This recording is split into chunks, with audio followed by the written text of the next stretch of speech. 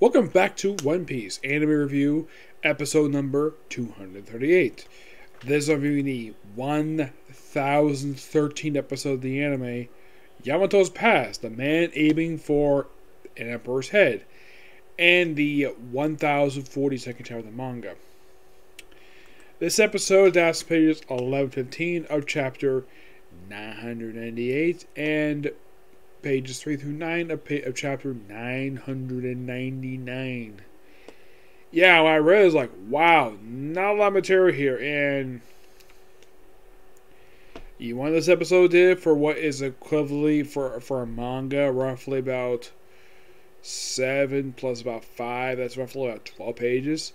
Lots of expansion. Like, wow, there is a lot of expansion. Well, first up we have Jinbei square off against Who's Who. And of course, there's a bit with that. There is a little bit with... Yeah, that's mostly like the whole scene of them chatting for a bit. Like, oh, look, it's from Warlord Jinbei. And he says, I'm the helmsman of the Straw Hat crew.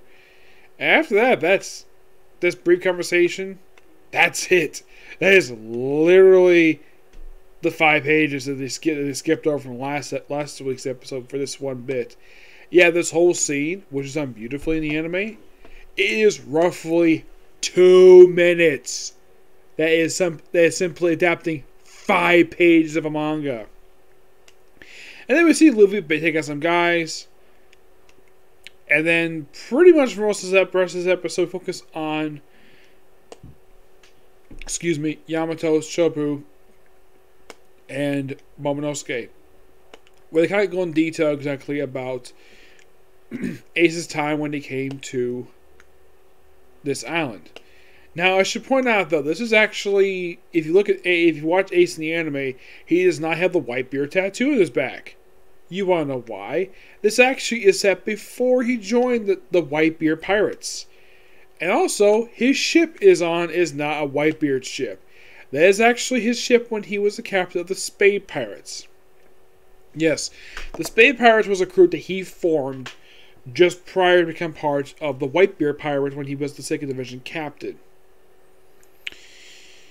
And he basically is there to kill Kaido and rescue children. By the way, this whole sequence, which takes up pretty much almost this entire episode. The whole thing with Sanji, that is like 2 pages. Yes, seriously, 2 pages.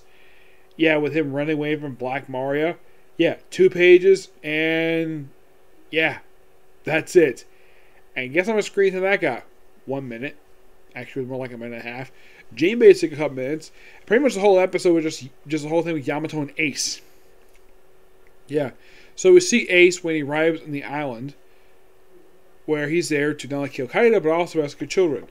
Yeah, and this whole sequence, which pretty much takes up the whole almost this entire episode, with the exception of the opening 5 minutes, if we take out the opening title sequence, pretty much most of this episode is just these 7 pages from chapter 999.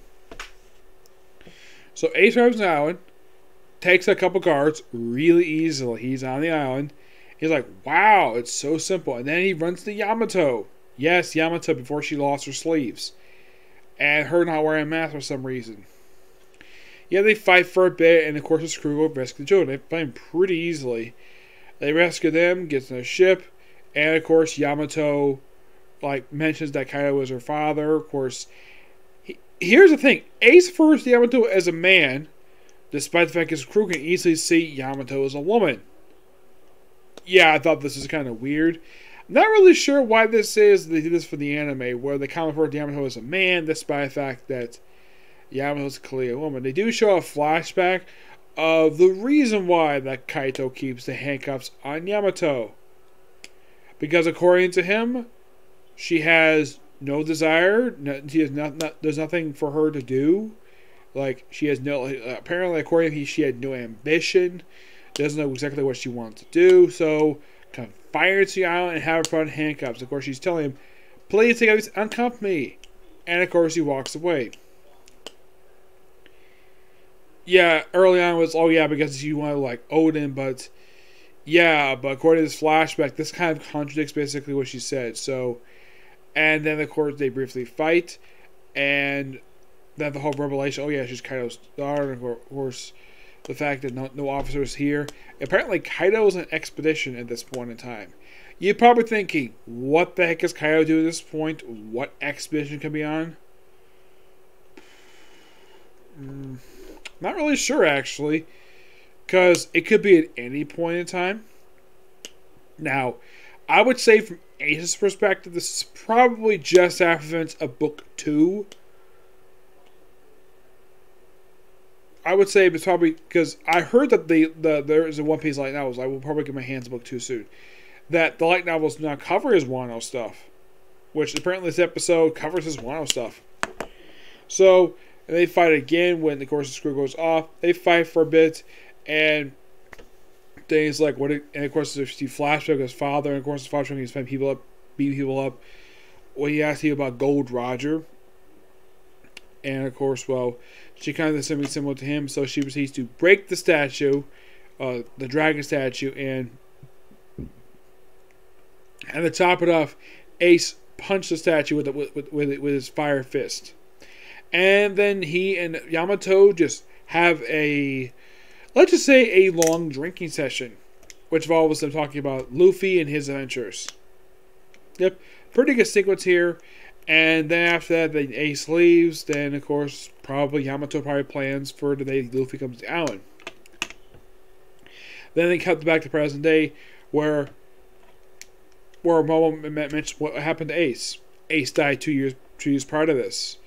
And then we cut to Nami and Usopp with Otama, where Otama basically brings up what happened at the start of the arc, where Luffy basically was telling her out of the blue that Ace died, which made her so sad.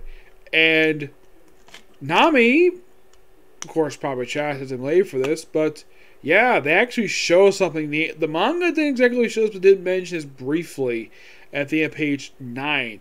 Yeah, this whole little brief scene of Nami and Otama. Yeah, this comes from the last page they adapted this episode, where Nami explains what exactly happened to him, and showing stock footage from the Marineford arc. Yeah. This arc has been frequently shown for stock footage a lot of the time. It's been a while since I've seen this, but yeah, great to see it again. I love the Marineford arc, which for a lot of people, it's going to be the best arc of the entire series. Probably because of his tragic ending to it. Yeah. And of course, now I mentioned that the crew couldn't help him. He was in pain. The fact he was in so much pain afterwards. She does bring up the fact Jimmy was actually the one who helped him through all that pain. Didn't bring up that at all. That probably something to explain later on to Otama. Yep. But that's the episode. And of course, next week we're going back to Marco and the Oni stuff. I gotta admit, the whole development, the whole thing with Ace was really well done. Yeah. If you might be curious though, like, what exactly was expanded? It just doesn't. Basically, the stuff they adapted from chapter 988. There's like nothing expanded there. It's mostly the stuff that they adapted from chapter 999. Yeah, they pretty much had lots of expansion on that. They add a lot of material for that one. Yep. All right, moving on to chapter 1042, the Victory of Epithet. We give me German 6, Emotionless Incursion. Volume 6. Take Nanji and Yanjo to Whole Cake Island. And I believe that's Oven. Yes, I believe she's Oven. Basically, Pudding is telling Oven. Oh my gosh, even Baruti. Yeah, she's here too. The same woman who Luffy knocked out during the arc was at last seen helping her brother. Interesting though, we see Oven again. Yes, and Barati. Yeah, great to see her again. And then we kind of continue with that last time, where apparently you have X-Ray taking on a member of the CP0. Then we have Otenka, where she's celebrating people. And of course, seeing Luffy continue battling Kaido with his Snake Man move. Yes, the Snake Man. Are you still drunk? See the future. And they fight. Goes to his dragon form. Blasting him. Goes back to Bouncy Man. Yeah, for some reason he basically was able to switch from Snake Man to Bouncy Man. That's how many minutes left. This is my final fourth gear. Him saying, is it the last time he can do fourth gear, or just last time at the moment he can do fourth gear until he can't use hockey for about 10 minutes? Because the last time he did this, where he went through a lot of hockey, was back in the Dressrosa arc. And he proceeds to continue to fight him. So then, of course, Luffy hits him with the Over Kong gun. And Luffy's like, he's not done, guy. And then Kyle hits him with his Thunder Balagia. Still drunk. And of course, Luffy continues to battle him. And then remember, CP0 shows up, Iron Body. And Kyle's like, huh? Yeah, and apparently this one guy was able to inadvertently help Kaido stop Luffy.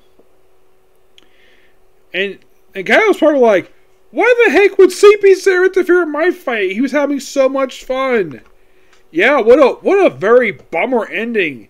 Like, we have this really good fight between Kaido and Luffy, and we have member CP0 shows up. I'm like, why? Why the heck would CP0 be here in the first place? Why would they even want this stuff between Kaido and Luffy? Oh, wait, there's a reason why. Because the 5 elders want him killed. Because apparently he's a threat to them. Despite the fact he's thousands of miles away. Yeah, this proves the fact that 5 elders are complete buffoons. Yep. But we'll find out what happens next week. Yeah, luckily enough, we don't have to wait too long for the next chapter. Yeah, we only have to wait like, what, a week? Yeah, mostly like 1 week until like the very next chapter comes out for the series. Yep. So yeah, that's it, Sickle of You. Look at the time right now. I'm not very happy about this. I have to save my next video for tomorrow. Boruto along with Attack on Titan. Okay, next video. Bye.